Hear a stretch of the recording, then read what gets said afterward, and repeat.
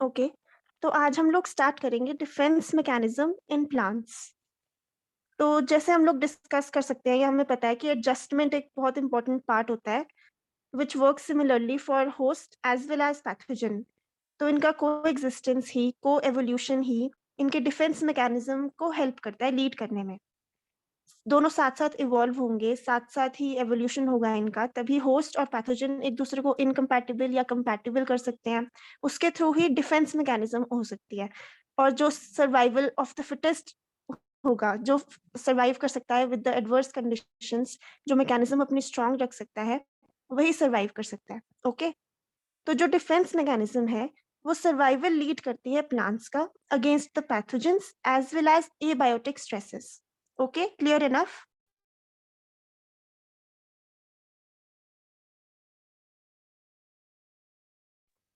Hello, no response.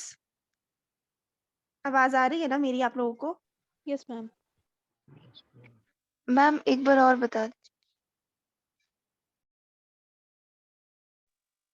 हमने term को discuss किया है, डिफेंस मैकेनिज्म एक्चुअली होता क्या है। तो जो डिफेंस मैकेनिज्म है वो प्लांट्स के सर्वाइवल में हेल्प करता है ताकि वो अगेंस्ट पैथोजेंस और अगेंस्ट एबायोटिक स्ट्रेसेस सर्वाइव कर सकें और अपने आप को उस काबिल बना सकें कि they can survive in the adverse conditions of the climate as well as the pathogens. तभी उनका को एवोल्यूशन और को एग्जिस्टेंस साथ साथ होता है।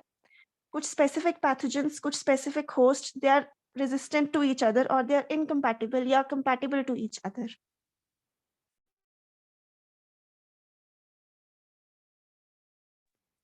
अगर इंट्रोडक्शन की बात करें तो प्लांट्स बहुत ज्यादा न्यूट्रिएंट्स प्रोवाइड करते हैं to fungus, bacteria, viruses, nematodes, insects और वर्टेब्रेट्स को, तभी ये लोग अट्रैक्ट होते हैं थ्रू द प्लांट्स। इनके पास एनिमल्स जैसा इम्यून सिस्टम नहीं है, पर कुछ स्ट्रक्चरल, केमिकल और प्रोटीन बेस्ड डिफेंसेस हैं जो इनको हेल्प करते हैं, इनको डैमेज से बचाते हैं। अगर हम देखें होस्ट क्या होता है, तो होस्ट एक ऑर्गेनिज्म है जिसके थ्रू अदर ऑर्गेनिजम्स उसके न्यूट्रिएंट्स को डिराइव कर सकते हैं। और जो पैथोजन है वो एक एजेंट है या वो एक ऑर्गेनिज्म है जो डिजीज कॉज करता है। अगर रेजिस्टेंस को देखें तो ये एक एबिलिटी है ऑर्गेनिज्म की to overcome the disease, to overcome the effect और the injury which is caused by the pathogen और एनी अदर फैक्टर। अगर डिफेंस की बात करें तो दो टाइप्स के डिफेंस होंगे, स्ट्रक्चरल और बायोकेमिकल।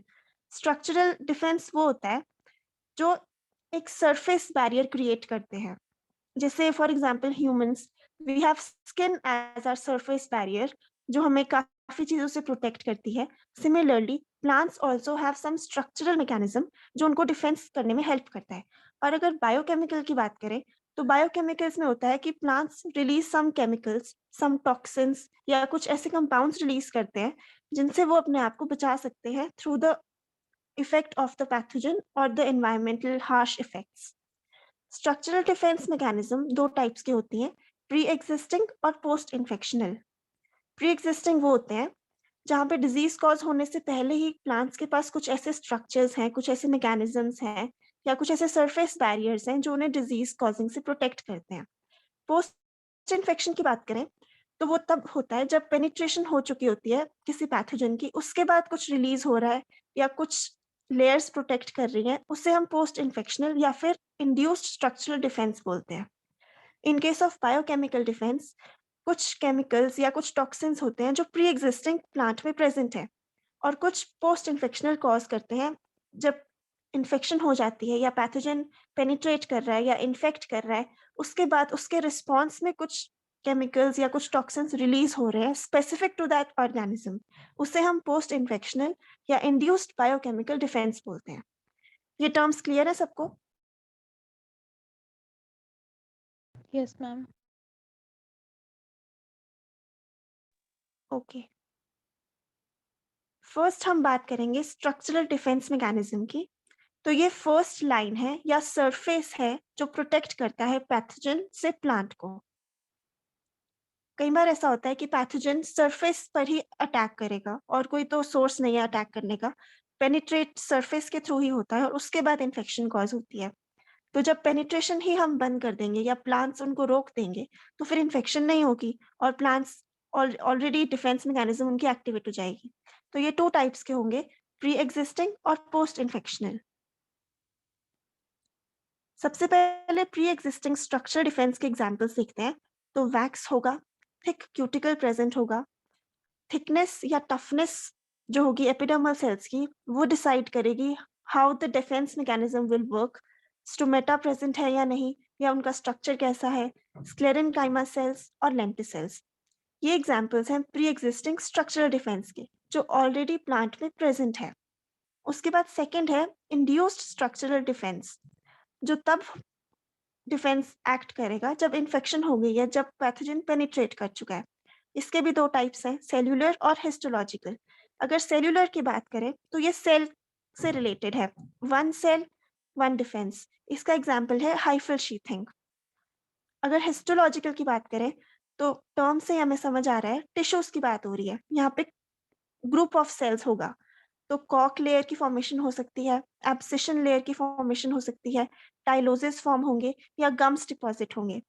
तो पहले हमने सेल्यूलर डिफेंस की बात करी, उसके बाद हिस्टोलॉजिकल डिफेंस की बात करी। प्री एग्जिस्टिंग में सारे आउटर लेयर्स आ रही हैं और इंड्यूस्ड में हमारे पास सेल्यूलर और ग्रुप ऑफ सेल्स यानी कि टिश्यू या हिस्टोलॉजिकल डिफेंस आ रहा है। फर्स्ट अगर हम देखें प्री एग्जिस्टिंग स्ट्रक्चरल डिफेंस, ये कुछ डिपेंड करता है कुछ कैरेक्टरिस्टिक्स पे। वैक्स और क्यूटिकल का अमाउंट कितना है, कितना ज़्यादा वो प्रेजेंट है, उसकी क्वालिटी कैसी है, वो बहुत थिन है या बहुत थिक है, रेजिस्टेंट ज़्यादा है या नहीं। शेप, साइज और लोकेशन भी डिपेंड करता है, स्टोमेटा है या लेंटिसिल्स है। तो किसी को पता है स्टोमेटा और लेंटिसिल्स में डिफरेंस क्या है?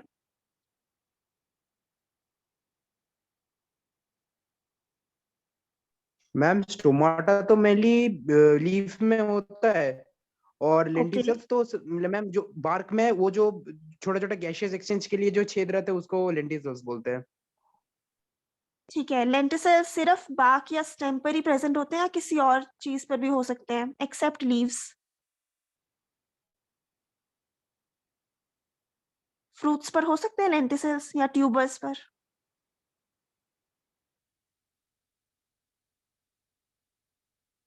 हो सकते हैं। तो लेंटिसिल्स, ये आपने सही बोला कि स्टोमेटा और लीव्स पर होते हैं और लेंटिसिल्स स्टेम या बाक पर होते हैं। लेंटिसिल्स फ्रूट्स, ट्यूबर्स, स्टेम सब पर प्रेजेंट हो सकते हैं except on leaves. Okay,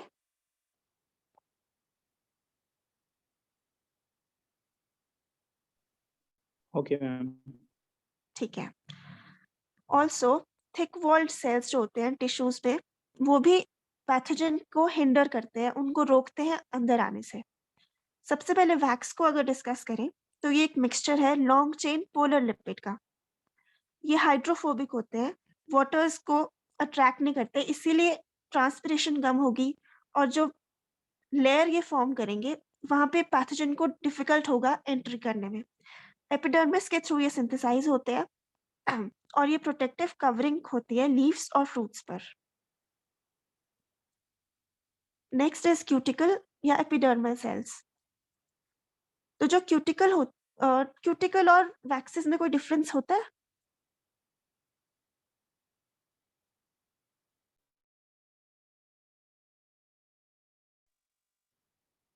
Is there any difference between cuticle और wax?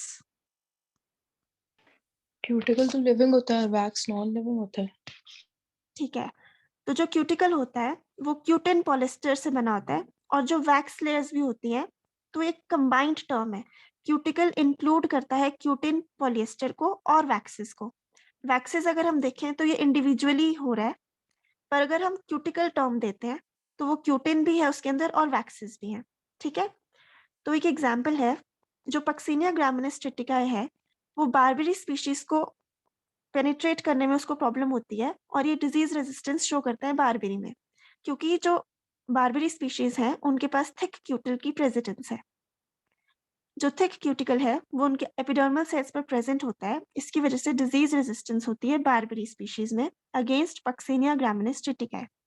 जो लिनसीड है उसमें भी cuticle barrier as a barrier act करता है अगेंस्ट मेलम स्पोरा लिग्निन। फिर सिलिकिफिकेशन और लिग्निफिकेशन, ये दोनों प्रेजेंट होते हैं phenomena in paddy and potato, जो इफेक्टिव होते हैं अगेंस्ट पायरिकुलेरिया ओराइजी और स्ट्रेप्टोमाइसिस स्केबीज। अब सिलिफिकेशन और लिग्निफिकेशन, इनमें डिफरेंस पता है आप लोगों को?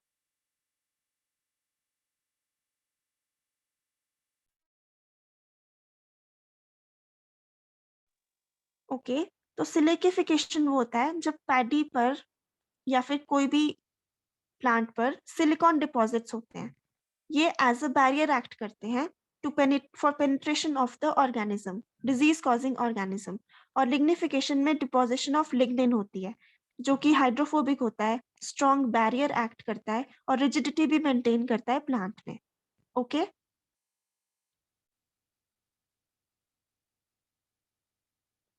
ठीक है। नेक्स्ट होता है स्क्लेरेनकाइमा सेल्स। ये भी थिकन्ड वॉल्स होती है लिग्निन की। ये प्रेजेंट होती है स्टेम्स और लीफ वेन्स में। ये बहुत ब्रिटल सेल्स होते हैं और प्लांट को मैकेनिकल सपोर्ट भी देते हैं।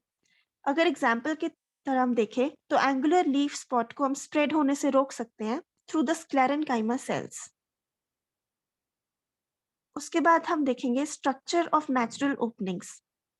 सबसे पहले स्टोमेटा को देखते हैं।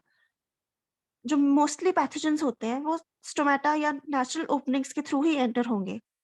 कुछ ऑर्गेनिजम्स जैसे पक्सीनिया ग्रामिनेस, फार्मा स्पीशीज ट्रिटिकाए, ये सिर्फ तब एंटर करते हैं होस्ट में जब स्टोमेटा ओपन होते हैं।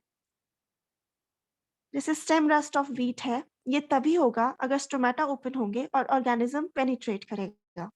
स्ट्रक्चर ऑफ स्टोमेटा भी रेजिस्टेंस प्रोवाइड करते हैं टू सर्टेन पैथोजेनिक बैक्टीरिया। यहाँ पे आप देख सकते हो जो सिट्रस वैरायटी है सिनकुम, ये सिट्रस कैंकर के रेजिस्टेंस है due to its stomatal structure. उसके बाद है लेंटिसल्स। ये ओपनिंग्स हैं फ्रूट्स, स्टेम्स और ट्यूबर्स की, जो लूजली कनेक्टेड सेल से फिल होती हैं और गैसियस एक्सचेंज या एयर के पैसेज के लिए हेल्प करती हैं। जो लेंटिसल्स का स्ट्रक्चर होगा या शेप होगी वो डिसाइड करते हैं इनका इंक्रीज या decrease of incidence. For example, जो सुबेराइज्ड लेंटिसल्स प्रेजेंट होते हैं पोटैटो पर, वो अगेंस्ट होते हैं स्ट्रेप्टोमाइसिस स्केबीज। ये रेजिस्टेंस प्रोवाइड करते हैं पोटैटो ट्यूबर को against the scab pathogen streptomyces scabies. Suberization से पता है आपको सुबेराइजेशन टर्म क्या होती है? प्रोटीन होता है मैम, उसका डिपोजिशन। प्रोटीन? कौन सा प्रोटीन? सुबेरीन प्रोटीन। ओके, क्यों होता है?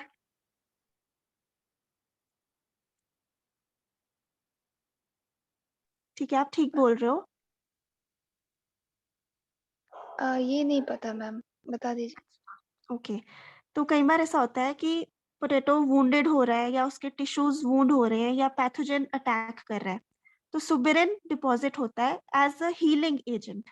तो ये उस टिश्यू को हील करता है और जो सेल वॉल्स हैं उनको कॉर्क टिश्यूज में कन्वर्ट कर देता है, जिससे वो रेजिस्टेंस शो करते हैं और जो बाकी एरियाज हैं वो खराब नहीं होते। यहाँ पे आप देख सकते हो लेंटिसल्स प्रोड्यूस हो रहे हैं और हमें स्पॉट्स भी नजर आ रहे हैं थोड़े थोड़े। क्लियर है?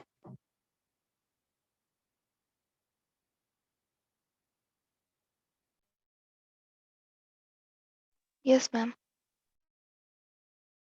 ओके, अब हमने प्री इन्फेक्शनल तो पढ़ लिया, नेक्स्ट इज पोस्ट इन्फेक्शनल। अच्छा, क्विकली बता दो प्री इन्फेक्शन में क्या क्या पढ़ा है, सिर्फ टर्म्स अगर याद हो गई हैं तो। Waxes, cuticle, sclerenchyma cells, unnatural openings, उसमें stomata and lenticel. Okay, very good, ठीक है।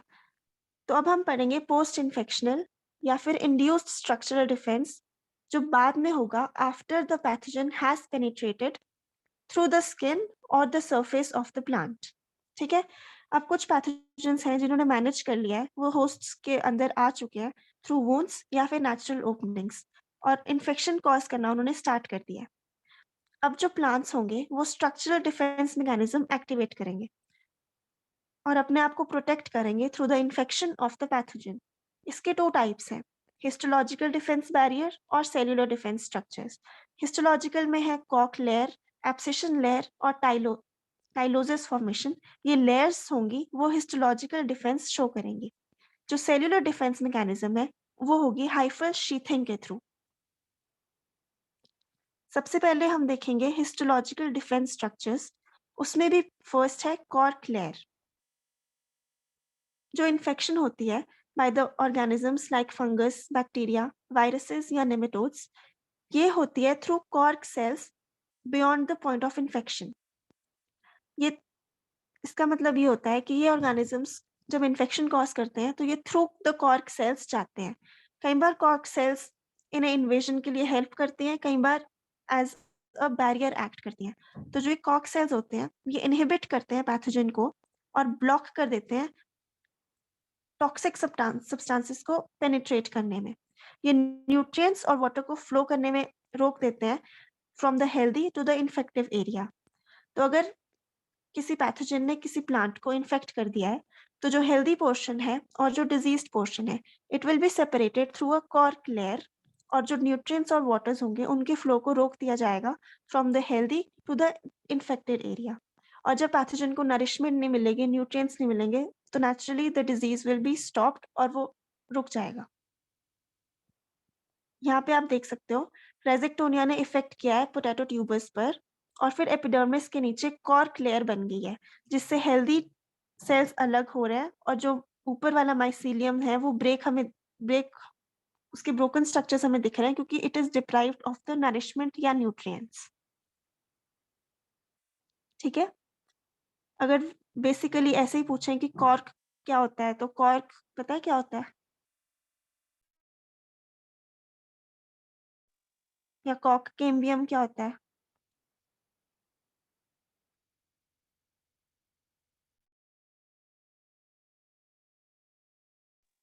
कुछ नहीं इतना, it's just a layer below the epidermis. Epidermis का पार्ट ही है जो सेवरल मैम ये सेकेंडरी ग्रोथ होता है ना?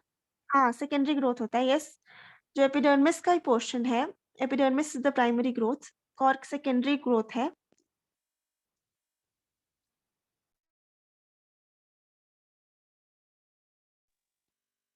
नेक्स्ट हम देख रहे हैं हिस्टोलॉजिकल डिफेंस में एब्सिशन लेयर्स। तो जो एब्सिशन है इसका मतलब होता है नेचुरल डिटैचमेंट, ये भी अलग ही कर रही है। ये गैप फॉर्म होता है बिटवीन द इन्फेक्टेड और हेल्दी सेल्स। जो हमने कॉर्क लेयर देखी ये सरफेस पे ही प्रेजेंट है, ये हमें हॉरिजॉन्टली दिख रहा है कि जो ऊपर वाला पोर्शन है नियर द एपिडर्मिस उसको और जो नीचे वाला हेल्दी पोर्शन है उसको अलग कर रही है। जो एब्सिशन लेयर होती है दैट इज मेजरली या मोस्टली हमें वर्टिकल पार्टीशन दिखती है, वर्टिकली गैप फॉर्म होता है बिटवीन द इन्फेक्टेड एरिया और द हेल्दी लीफ सेल्स। ठीक है, यहाँ पे क्या होता है मिडल लैमेला की डिसइंटीग्रेशन हो जाती है और जो हेल्दी और इन्फेक्टेड सेल्स हैं वो अलग हो जाते हैं। जो इन्फेक्टेड एरिया होता है वो खराब हो जाता है, श्रिवल हो जाता है या फिर स्लॉग हो जाता है, मतलब बहुत अजीब सा दिखने लगता है, वो अपने आप को ही डिसइंटीग्रेट करने लग जाता है और जो हेल्दी पोर्शन है वो सेपरेट हो जाता है। जो एब्सिशन लेयर्स होती हैं वो यंग एक्टिव लीव्स पे ग्रो होती है जो कि majorly stone fruits infecting bacteria, fungus और वायरसेस। स्टोन फ्रूट्स की एग्जांपल्स बता दो दो तीन। Mango, coconut. हाँ जी, ऊपर आ जाओ टेम्परेट क्रॉप्स में।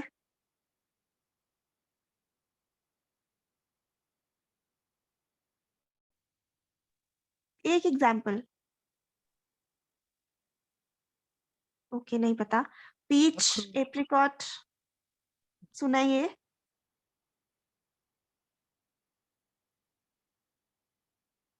प्लम, चेरी सुना है? Yes ma'am. ये तो इम्पोर्टेंट टेम्परेट क्रॉप्स हैं, ये आपको पता होना चाहिए।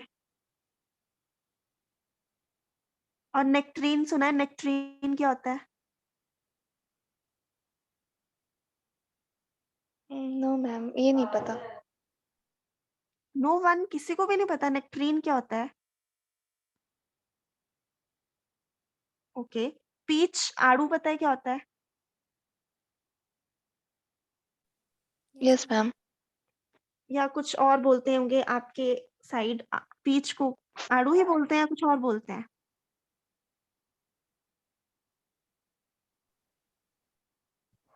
आड़ू ही बोलते हैं मैम। ठीक है, तो जो नेक्ट्रीन होता है ये इसका स्मूथ स्किन्ड म्यूटेंट है। पीच आपने देखा होगा हेरी पेरिकार्प होता है उसका, उसके पास हेयर होते हैं तो फिर हम उसको रिमूव भी करते हैं। पर जो नेक्ट्रीन होते हैं they are the smooth skinned mutant, उनके पास ये हेयरी स्ट्रक्चर्स प्रेजेंट नहीं होते। ओके,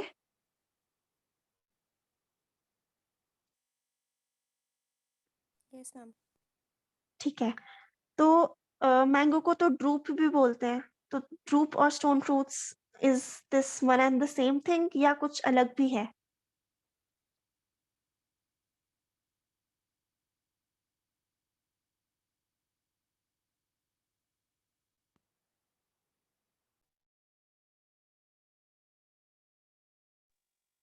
ये एक ही बात है। ड्रूप एक ब्रॉडर टर्म है जिसको हम डिफाइन करते हैं कि एक ऐसा फ्रूट जिसमें पेरिकार्प है, स्किन्ड पेरिकार्प है, फ्लेशी मेसोकार्प है और स्टोनी एंडोकार्प है। तो ये स्टोन फ्रूट्स की भी कैरेक्टरिस्टिक्स हैं। तो इसीलिए ड्रूप और stone fruits is one and the same thing. आप लोग हॉर्टिकल्चर थोड़ा बहुत भी नहीं पढ़ रहे हो क्या?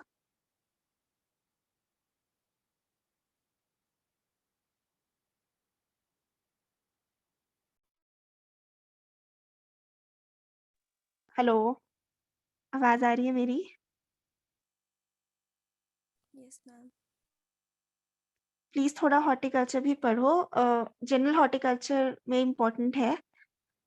यू नेवर नो, क्वेश्चंस कहीं से भी पूछे जा सकते हैं। ये तो बहुत बेसिक था, इतने आसान तो नहीं होंगे, पर please try to learn and to read.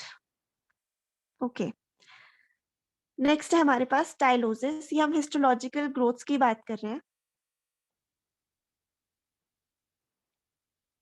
तो टाइलोसिस ओवरग्रोथ्स होती हैं प्रोटोप्लास्ट में जो हेल्प करती हैं ब्लॉकेज में।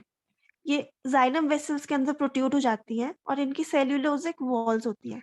जैसे ही पैथोजन इन्फेक्ट करता है ये उसके इमीडिएटली बाद जाइलम वेसल्स को क्लॉग करने लग जाती हैं ताकि जो पैथोजन है वो फर्दर एडवांस ना हो सके और उसको ग्रो करने के या पेनिट्रेट करने के पेनिट्रेट नहीं, सॉरी, इन्फेक्ट करने की कैपेबिलिटी वो लूज करता जाता है।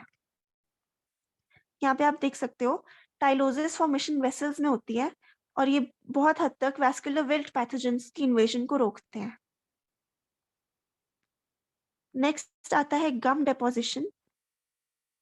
बहुत टाइप्स के गम्स प्रोड्यूस होते हैं बाय प्लांट्स। जब पैथोजन या कोई इंजरी होती है तो लीजन्स जब कॉज होती हैं तो गम डिपोजिशन होती है। गम सिक्रीशन बहुत कॉमन है स्टोन फ्रूट्स में और मोस्ट प्लांट्स में भी होती है। तो ये गम्स तब एक्सट्रूड होते हैं जब प्लांट स्ट्रेस कंडीशंस में हो या पैथोजन इफेक्ट हो या कोई इंजरी हो। जब गम प्रोड्यूस होता है तो उस प्रोसेस को गमोसिस बोलते हैं। ठीक है, अगर अब हम सेल्यूलर डिफेंस स्ट्रक्चर की बात करें तो ये एक एग्जांपल है हाइफल शीथिंग का। हाइफल शीथिंग में क्या होता है कि जो पैथोजन है उनके हाइफे को एनवेलप कर दिया जाता है थ्रू द शीथ। जो सेल वॉल होती है होस्ट की वो इनवर्ट स्ट्रेचिंग कॉज करती है जिसकी वजह से हाइफे जो फंगस, मोस्टली फंगस के हाइफे वो एनवेलप्ड हो जाते हैं।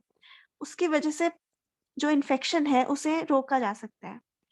अब इसमें एग्जाम्पल दे रखा है hyphal sheathing in flax infected with fusarium oxysporum from a species lini. तो जो फ्लैक्स विल्ट कॉज करता है ऑर्गेनिज्म उसके हाइफे को एनवेलप कर दिया है through the invert stretching of the cell wall of this flax. ये हेल्प कर रहा है इन्फेक्शन रोकने में क्योंकि हाइफे पे एनवेलप बन गया है। ठीक है, आफ्टर स्ट्रक्चरल अब हम डिस्कस करेंगे बायोकेमिकल डिफेंस मैकेनिज्म। जो बायोकेमिकल डिफेंस मैकेनिज्म है उसमें प्लांट्स या तो सिक्रीट करते हैं कुछ केमिकल्स या फिनोलिक्स या फिर फाइटोएलेक्सिन्स या कोई टॉक्सिन्स जो हेल्प करते हैं पैथोजन के इन्फेक्शन को रोकने में या उसे खत्म करने में या सप्रेस करने में। तो इसके दो टाइप्स हैं, प्री एग्जिस्टिंग और इंड्यूस्ड। प्री एग्जिस्टिंग जो पहले से ही केमिकल डिफेंस प्रोड्यूस कर रहे हैं या कुछ केमिकल्स प्रोड्यूस कर रहे हैं उसके भी दो टाइप्स हैं, इनहिबिटर्स और फिनोलिक्स। अंडर इनहिबिटर्स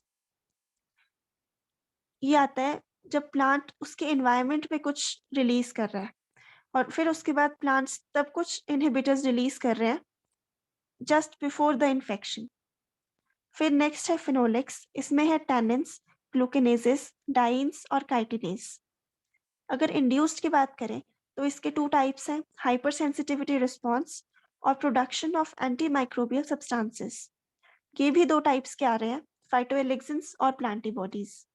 तो प्री एग्जिस्टिंग और इंड्यूस्ड, इसके फर्दर टाइप्स हैं इनहिबिटर्स और फिनोलिक्स, हाइपर सेंसिटिविटी रिस्पॉन्स और एंटी माइक्रोबियल सब्सटेंसेस।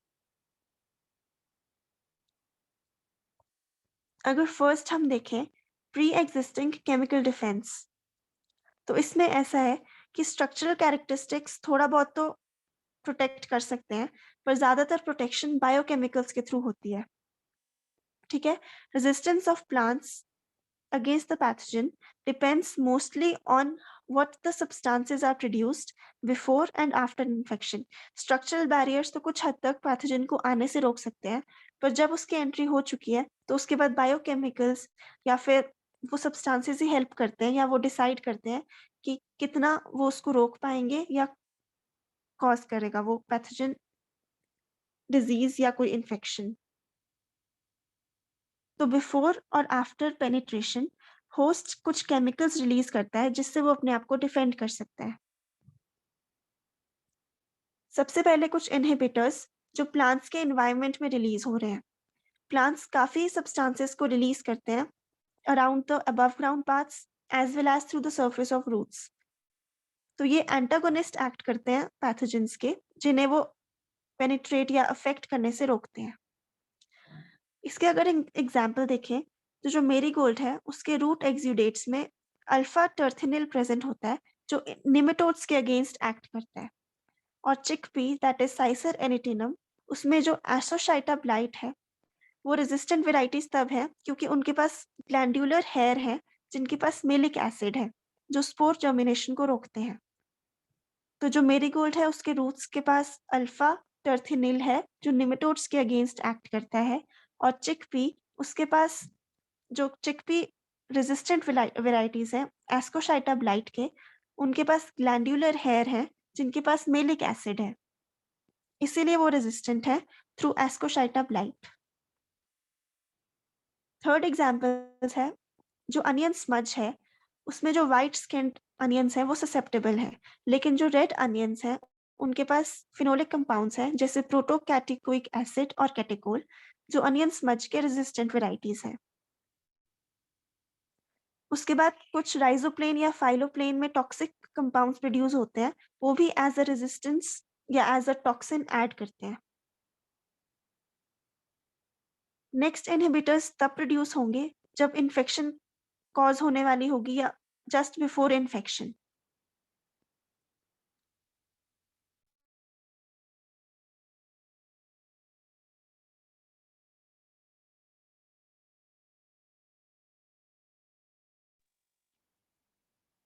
अगर हम बिफोर इन्फेक्शन की बात करें तो प्लांट सेल्स हैं जिनमें वैक्यूल्स में काफी फिनोलिक्स या कंपाउंड्स प्रेजेंट होते हैं। अगर फिनोलिक्स में हम देखें तो अनियन के पास कैटेकोल और प्रोटोकैटिकोइक एसिड है जो रेड अनियन स्पेशली उनके पास है जो अनियन स्मज के अगेंस्ट एक्ट करते हैं। जो टेनिन्स है या फिर डाइन्स है, ये अगर हाई कॉन्सेंट्रेशन में प्रेजेंट है यंग फ्रूट्स, लीव्स और सीड्स में, तो ये काफी हद तक इनहिबिटर्स प्रोड्यूस करते हैं। फॉर एग्जाम्पल पोटैटो में अगर क्लोरोजेनिक एसिड है, ये common scab bacteria Streptomyces scabies और वर्टिसिलियम एल्बोरेटम को इनहिबिट करता है फॉर ग्रोइंग। नेक्स्ट आते हैं सैपोनिन्स, ये anti fungal membranolytic activity show करते हैं। For example tomatine in tomato और avenacin in oats. Next is lectin, lectin proteins हैं जो बाइंड करते हैं शुगर्स के साथ और लार्ज क्वांटिटीज में प्रेजेंट होते हैं इन सीड्स। ये फंगस की लाइसिस और ग्रोथ इनहिबिशन में हेल्प करते हैं। नेक्स्ट हमारे पास आते हैं हाइड्रोलिटिक एंजाइम्स, फॉर एग्जांपल ग्लूकेनेजेस और काइटिनेज एंजाइम, ये पैथोजन सेल वॉल को ब्रेक करने में हेल्प करते हैं।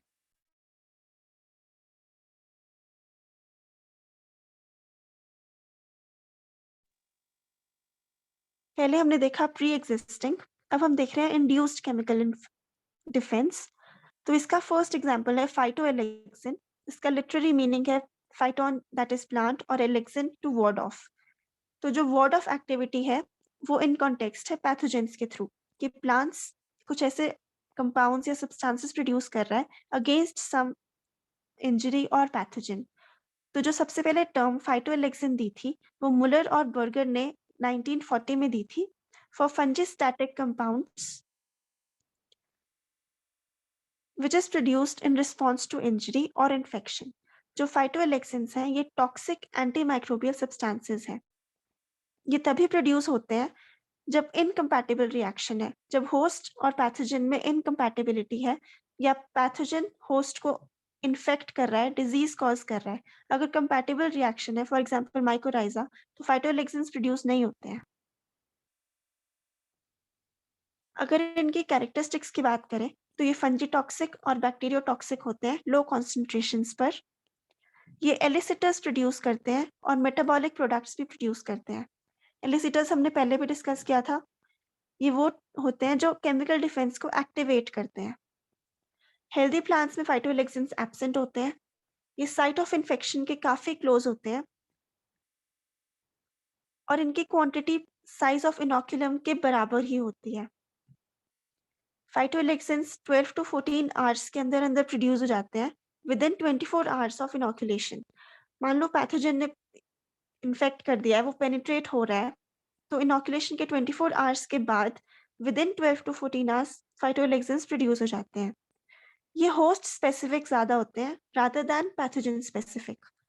तो हम ऐसे नहीं बोलते कि मोनोलिफोम या फ्रक्टिला के फाइटोएलेक्सिन क्या है। वी ऑलवेज से पी का फाइटोएलेक्सिन पाइसेटिन है जो अगेंस्ट मोनिलिनिया फ्रक्टिकोला है। तो ये होस्ट स्पेसिफिक ज्यादा होते हैं rather than the pathogen specific. ये कुछ कॉमन फाइटोएलेक्सिन्स हैं। पहला है पाइसेटिन और इसका होस्ट पी है। पी पाइसेटिन प्रोड्यूस करता है against monilinia fructicola. Next is French bean.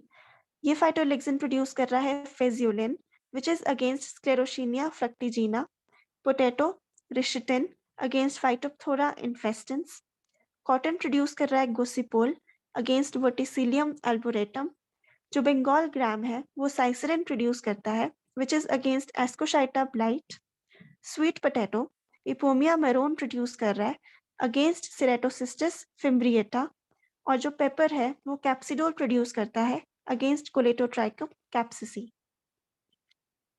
ये हो सकता है ना याद, क्योंकि मेजरली जो इनके साइंटिफिक नेम है प्लांट्स के उसी तरीके के फाइटोएलेक्सिन्स भी हैं। Okay Yes, ma'am. आप लोग बोर तो नहीं हो रहे हो?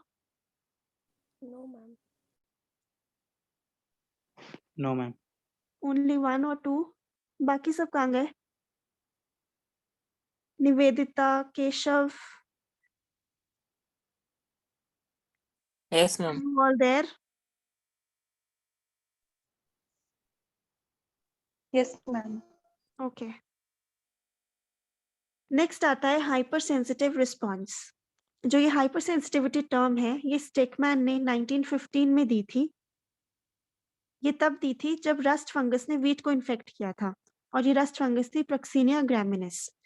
तो जो हाइपर सेंसिटिविटी टर्म है it was given by Stakman against infection by rust through puccinia graminis. जो ये HR है हाइपर सेंसिटिविटी रिस्पॉन्स है, ये एक लोकलाइज्ड इंड्यूस्ड सेल डेथ है। मतलब जहां पर इन्फेक्शन हो गई वहां पे लोकलाइज्ड सेल डेथ हो जाएगी। कंप्लीट सिस्टमिक की बात नहीं हम कर रहे, लोकलाइज्ड सेल डेथ है, उस एरिया में डेथ हो जाएगी जहां पर इन्फेक्शन कॉज हुआ है।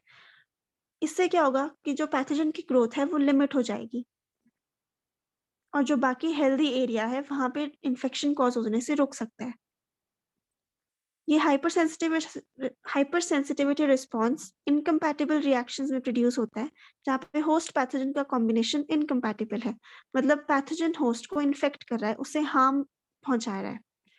जो HR है ये इनिशिएट होता है स्पेसिफिक पैथोजेंस के अगेंस्ट और एलिसिटर्स को प्रोड्यूस करता है जो सिग्नल मॉलिक्यूल्स होते हैं ये केमिकल डिफेंस को एक्ट करने में हेल्प करते हैं।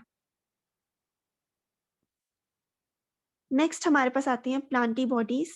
ये जनरली एंटीबॉडीज होती है और इनको एनिमल जीन्स एनकोड करते हैं, लेकिन प्रोड्यूस हो सकती है प्लांट्स में भी, इसीलिए इनको प्लांटी बॉडीज बोलते हैं।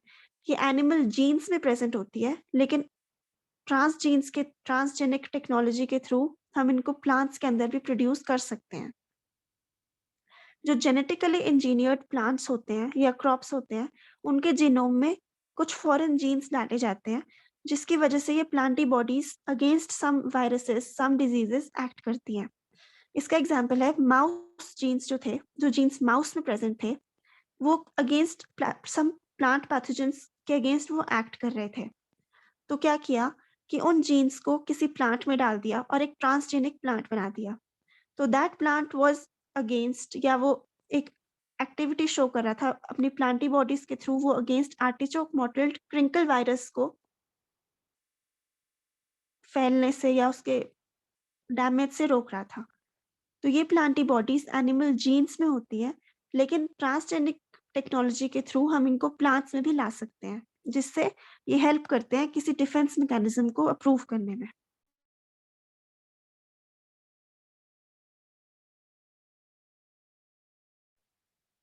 मैम प्लांट बॉडीज एक बार वापस समझा दीजिए।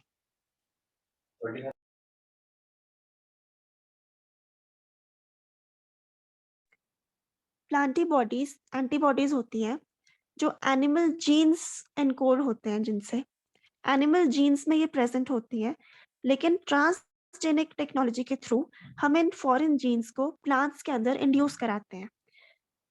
जब ये इंड्यूस होंगी तो थ्रू ट्रांसजेनिक टेक्नोलॉजी इनके हम रिप्रोडक्शन करा सकते हैं, और जो इनकी प्रोजेनी होगी उनके अंदर प्लांटी बॉडीज डेवलप हो जाएंगी। उसके थ्रू हम वायरसेस या किसी अदर पैथोजन कॉजिंग ऑर्गेनिज्म को रोक सकते हैं इन्फेक्शन करने के लिए, या फिर वो अगेंस्ट डिफेंस मैकेनिज्म एक्ट कर सकते हैं। Okay okay ma'am, thank you. Ma'am इसका कोई एग्जांपल होगा?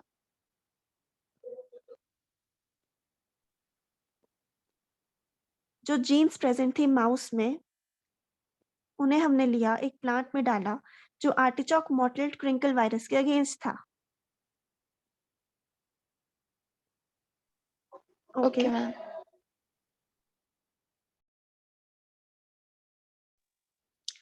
तो ये डिफेंस मैकेनिज्म हमने पढ़ लिया है।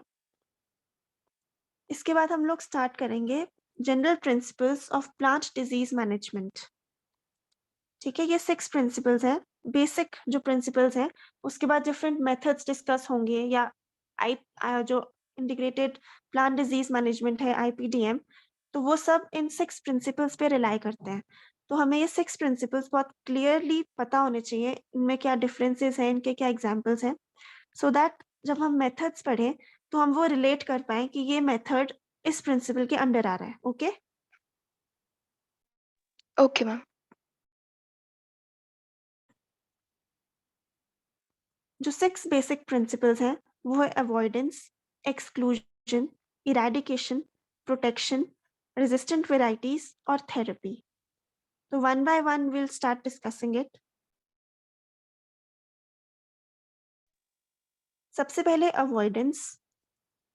जो अवॉइडेंस होता है, ये हम तब यूज कर रहे हैं कि जहां पर डिजीज कंडीशन एब्सेंट है या इनोकुलम इनइफेक्टिव है, वहां पर डिजीज को रोकना है, वहां पे डिजीज आना ही नहीं चाहिए।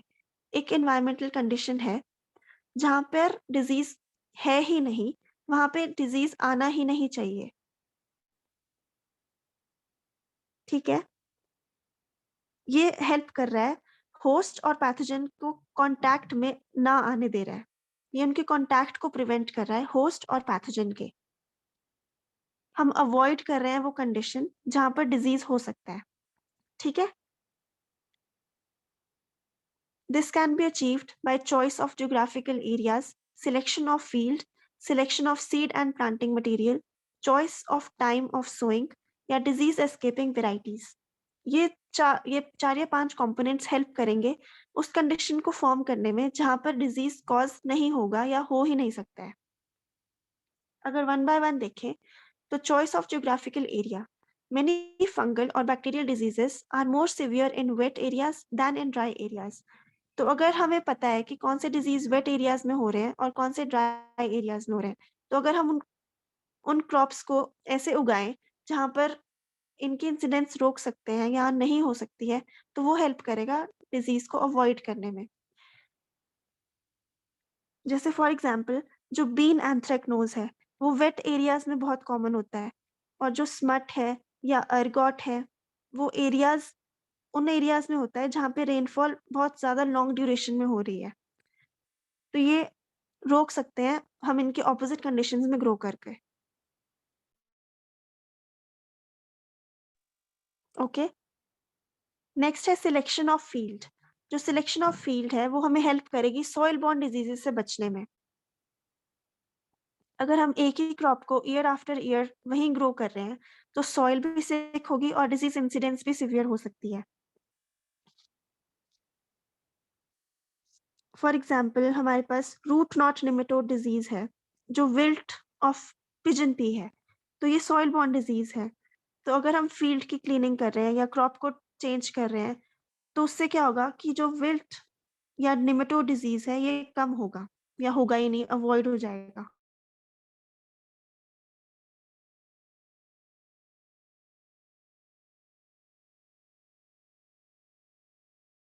कंपोनेंट और प्लांटिंग मटेरियल, अगर हम हेल्दी सोर्सेज से सीड्स ले रहे हैं या सीडलिंग मटेरियल ले रहे हैं तो ये इफेक्टिवली डिजीजेस को होने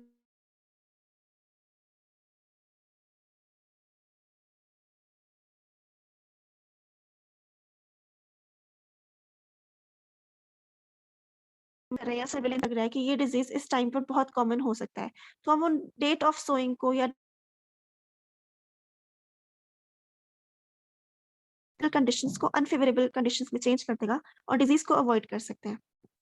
ऐसे ही हम डिजीज एस्केपिंग वेराइटीज ले सकते हैं, जो वेराइटीज रेजिस्टेंट है या जो डिजीज डैमेज से बच सकती हैं, उनकी स्पेशल कैरेक्टरिस्टिक्स के थ्रू हम उनको ग्रो कर सकते हैं।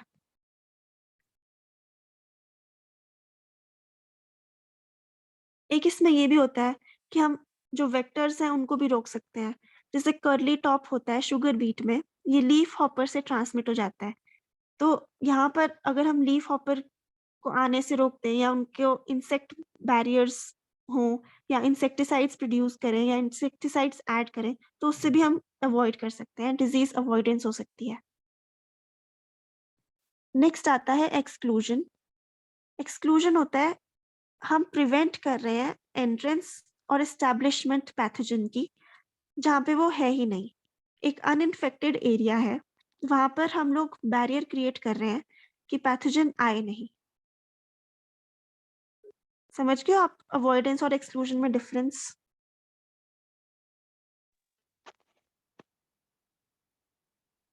Yes ma'am. अवॉइडेंस एक ऐसी कंडीशन है जहां पर हम कंप्लीटली रोक रहे हैं कि होस्ट पैथोजन से डिफरेंट है, वहां पे डिजीज कॉज नहीं हो सकता, एक ऐसा एरिया है। लेकिन एक्सक्लूजन वो एरिया है जहां पर हम प्लांट्स को तो ग्रो कर रहे हैं लेकिन उनकी हम अगर बैरियर हटा दें या फिर एंट्रेंस हम हटा दें या एस्टैब्लिशमेंट उनकी आने दें तो वो होस्ट अफेक्ट हो सकता है पैथोजेंस के थ्रू। यहाँ पर जो एरिया है वहां पर डिजीज नहीं था, लेकिन अगर हम वो बैरियर हटा दें तो डिजीज कॉज आराम से हो सकता है। तो इसको हम सीड सर्टिफिकेशन और प्लांट क्वारंटीन के थ्रू अचीव कर सकते हैं, the exclusion part.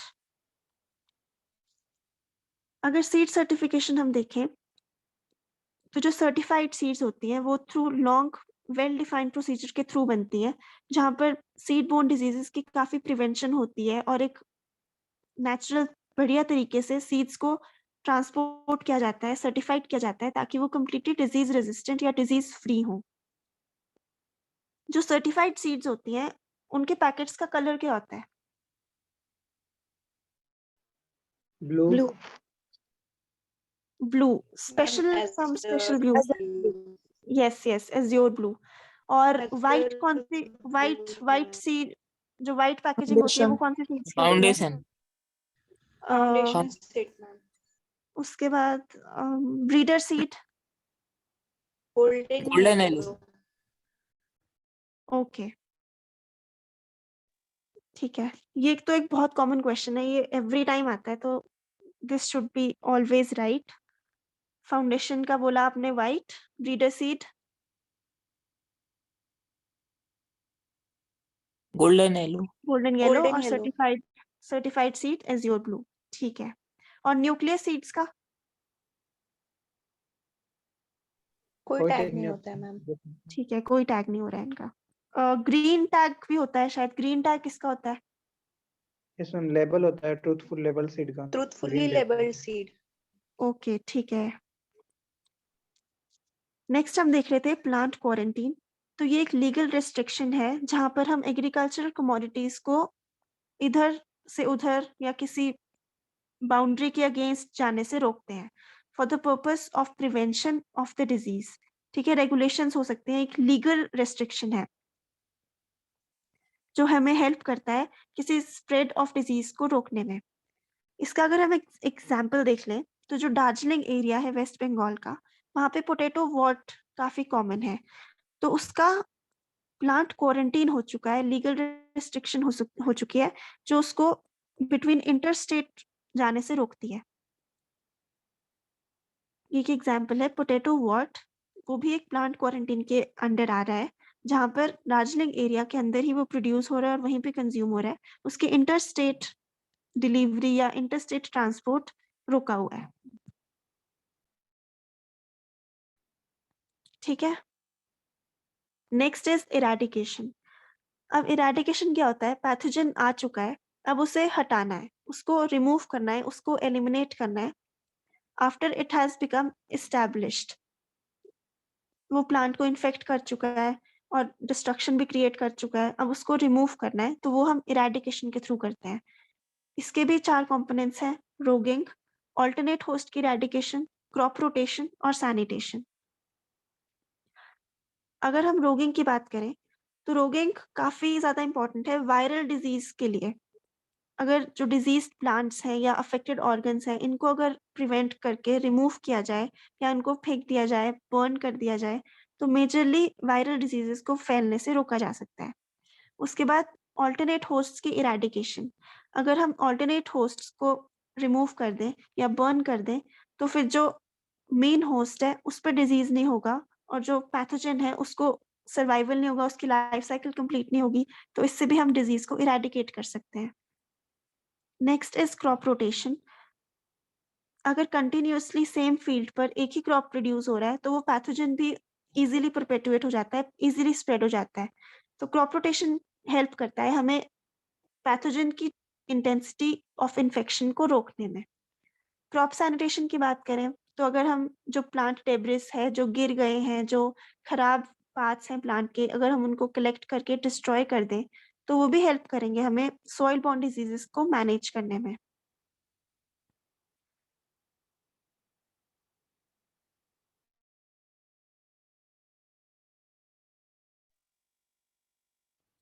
Next is protection. Protection हम तब यूज करते हैं टर्म जब कोई प्रिवेंटिव इन्फेक्शन को हमने रोकना है। ये बैरियर एक्ट करता है एज अ केमिकल ट्रीटमेंट या फिर इंसेक्ट वेक्टर को कंट्रोल कर रहे हैं, या तो हम डायरेक्टली पैथोजन को कंट्रोल कर रहे हैं या फिर उसके इंसेक्ट वेक्टर को कंट्रोल कर रहे हैं थ्रू सम केमिकल ट्रीटमेंट, और इसको हम प्रोटेक्शन के अंडर डालते हैं।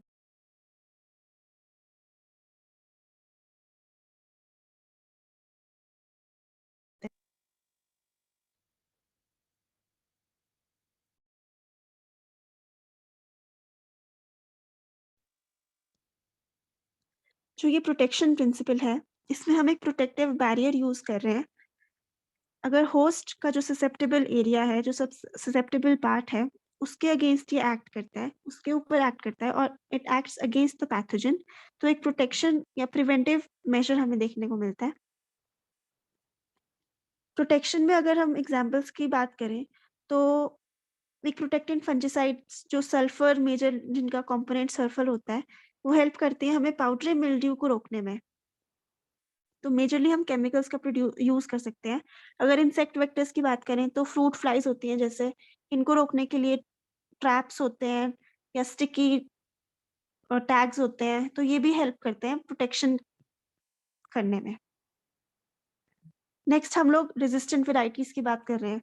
इसको इम्यूनाइजेशन भी बोलते हैं, कि हम इम्यून कर रहे हैं किसी प्लांट को, किसी क्रॉप को, या वो रेजिस्टेंट हो चुकी हैं किसी डिजीज या किसी इन्फेक्शन के अगेंस्ट। तो ये जेनेटिक मैनिपुलेशन या जेनेटिक इंजीनियरिंग या इतनी सारी जेनेटिक प्रैक्टिसेस हो सकती हैं, या प्लांट ब्रीडिंग हो रही है, जिसकी वजह से हम लोग एक स्पेसिफिक डिजीज या किसी क्रॉप डिजीज के अगेंस्ट रेजिस्टेंट वेराइटीज को प्रोड्यूस कर रहे हैं।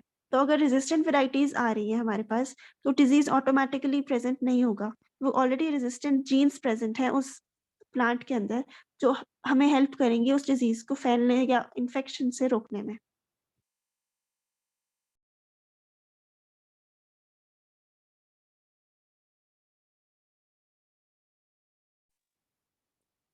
Next is therapy of disease plant.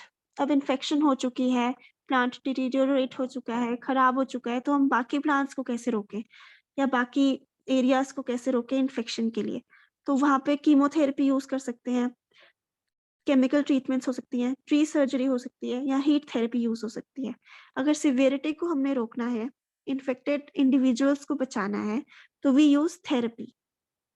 इसके भी कुछ एग्जाम्पल्स हैं। जब हम केमोथेरेपी यूज करते हैं, तो हम केमिकल्स का यूज करते हैं, जिससे कि वायरस डेवलपमेंट या कोई फंगल डेवलपमेंट उसको हम रोक सकते हैं। अगर हम बात करें हीट थेरेपी की, तो हीट थेरेपी में हमारे पास आते हैं हॉट वाटर ट्रीटमेंट्स। ये हेल्प करते हैं निमेटोड्स को किल करने में, है ना।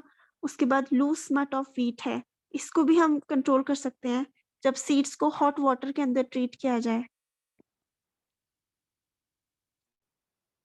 ये भी हेल्प करती हैं कैसे कैसे उस डिजीज की इन्फेक्टिविटी या उस सिवियरिटी को रोका जाए। This is therapy. उसके बाद ये कुछ जिस्ट है हमारे 6 प्रिंसिपल्स का, कि what is avoidance, exclusion, eradication, protection, resistance and therapy. तो अवॉइडेंस, हम डिजीज को प्रिवेंट कर रहे हैं जहां पर इनोकुलम प्रेजेंट ही नहीं है, उस एरिया में that is not favourable for infection, वहां पर डिजीज को कम्प्लीटली अवॉइड कर रहे हैं। एक्सक्लूजन होता है प्रिवेंट कर रहे हैं हम इंट्रोडक्शन ऑफ इनोकुलम, मतलब उस एरिया में डिजीज तो हो सकता है, लेकिन हमें उसको इनोकुलम को स्प्रेड होने से या इंट्रोड्यूस होने से रोकना है। इरेडिकेशन हम तब बोलते हैं जब इन्फेक्शन हो चुकी है, इनोकुलम आ चुका है, उसको हमने इलिमिनेट करना है, डिस्ट्रॉय करना है या इनएक्टिवेट करना है। उसके बाद प्रोटेक्शन हम तब बोलेंगे जब इन्फेक्शन को हम किसी टॉक्सिकेंट के थ्रू या किसी बैरियर के थ्रू हम कॉज कर रहे हैं। रेजिस्टेंस तब होगी जब हम किसी ऐसे कल्टीवर्स या वेराइटीज को ग्रो कर रहे हैं जो उनके रेजिस्टेंट है या टॉलरेंट है, कुछ हद तक उस इन्फेक्शन को टॉलरेट कर सकती हैं। फिर हम थेरेपी की बात कर रहे हैं कि जो प्लांट्स इन्फेक्टेड है, जिनके सिवियर इन्फेक्शन हो सकती है, उनको कैसे क्योर किया जाए। ठीक है, तो 1 बाय 1 इन 6 के एक एक एग्जाम्पल बता दो फटाफट।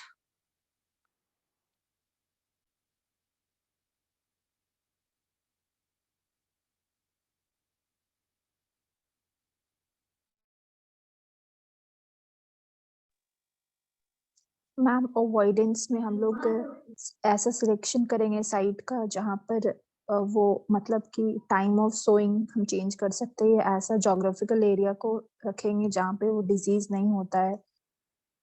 Okay, next exclusion. Seed treatment. ठीक है, ओके, प्लांट क्वारंटीन। ठीक है, इरेडिकेशन में क्वारंटीन। ठीक है, okay, eradication ma'am crop rotation, जो भी Site of type. treatment. Okay, protection ma'am control of insect vector. ठीक है, ओके, रेजिस्टेंस चलो ये तो ठीक है, resistant varieties and therapy.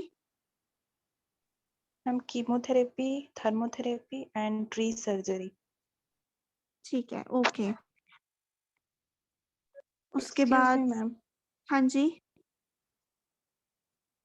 Ma'am tree surgery का कोई एग्जांपल? ट्री सर्जरी में हम ऐसे कर सकते हैं कि कोई ट्री इन्फेक्टेड है, उस एरिया को हम रिमूव कर सकते हैं, उसके बाद ऑटोमेटिकली उस ट्री पे कैम्बियम फॉर्म हो जाएगा और बार्क भी फॉर्म हो जाएगा। तो ट्री सर्जरी हम तब कर सकते हैं जब एक इन्फेक्शन एक लोकलाइज्ड टिश्यू पर है या एक स्पेसिफिक एरिया में है, तो उसको रिमूव किया जा सकता है और फिर उसके बाद वो अपने आप ही फॉर्म हो जाएंगी लेयर्स। मैम कभी-कभी इंजेक्ट भी करते हैं केमिकल्स, तो वो रेसिस्टेंस प्रोवाइड करता है। हाँ, तो वो प्रोटेक्शन में आ जाएगा जब हम केमिकल्स को इंजेक्ट करेंगे।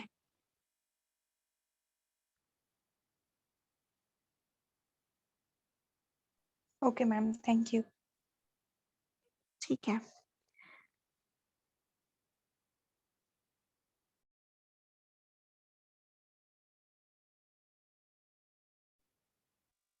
Okay, anything else? Excuse me ma'am, हाँ जी। आप एक बार हाइफल शीथिंग बता दीजिए। ओके, तो हाइफल शीथिंग में हमने ये डिस्कस किया था कि एक फंगस के हाइफे हैं, वो जब इन्फेक्शन करेंगे तो जो होस्ट प्लांट है उसकी जो सेल वॉल होगी वो इनवर्ट स्ट्रेचिंग करेगी। वो जैसे आउटवर्ड स्ट्रेचिंग या इनवर्ट स्ट्रेचिंग होती है ना, तो वो इनवर्ट स्ट्रेचिंग करेगी और वो एक एनवेलप बना देगी अराउंड द फंगल हाइफे, तो वो इन्फेक्शन को फॉर्म होने से रोक रहे हैं। देखो ऐसे, ये होस्ट सेल है, यहाँ पर इनवर्ट स्ट्रेचिंग हो रही है और जब हाइफे पेनिट्रेट कर रहे हैं तो एक उनके एनवेलप प्रोड्यूस हो रहा है जो एज अ बैरियर एक्ट कर रहा है इन्फेक्शन कॉज करने में। क्लियर हुआ? मैम ये जो थर्ड में जो है, तो ये तो हाइफी अंदर आ चुका है मैम, तो उसके बाहर तो शेल का शीथिंग नहीं है। ये जो हाइफी है ये जो लास्ट। हाँ अरे लेयर्स बताई गई है ना, ये पहले तो थोड़ा सा बना फिर कंप्लीटली स्ट्रेच हुआ, उसके बाद और स्ट्रेच होगा। Okay ma'am. डिफरेंट अब इसमें भी डिफरेंट टाइप्स के हो सकते हैं ना, कुछ हाइफे इजीली पेनिट्रेट कर रहे हैं, कुछ को थोड़ा टाइम लग रहा है, तो वो धीरे धीरे फॉर्म होगी ना लेयर्स। ऐसे कंप्लीटली इन्फेक्शन को तो नहीं रोका जा सकता है ना, हम उसको स्टैटिक कर सकते हैं, उसको रोक सकते हैं, कंट्रोल कर सकते हैं। Yes ma'am. ओके, ठीक है, तो एंड करें session. Yes ma'am, okay, thank you. Thank you ma'am. Thank you ma'am. Thank you ma'am. Okay okay.